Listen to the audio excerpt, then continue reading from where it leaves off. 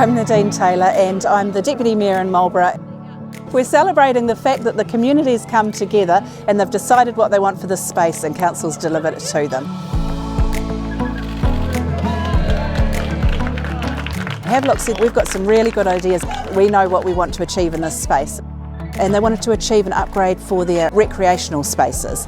So we went and redesigned according to what the Havelock community wanted to achieve. Neil Street used to be almost a one-way street. It had no pavements, and so the improvements are vast. It's been widened and we've got pedestrian access on both sides, and the car park has been properly marked out, and so we don't have to dodge potholes anymore.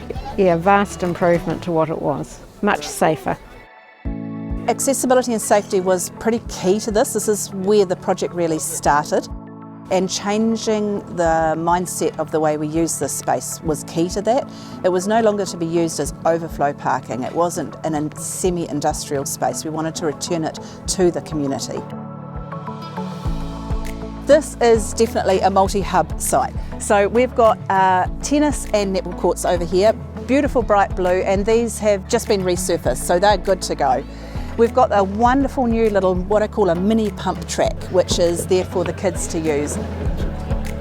Over this side we've got petanque, we've got a gym area, and behind us, of course, what every small New Zealand town has, we've got rugby. We've got Ripper rugby happening, and later this afternoon we've got senior rugby.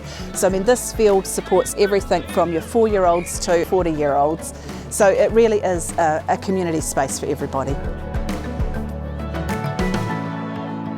I believe that Havelock should be a destination, not a gateway. We want people to come and enjoy this little town.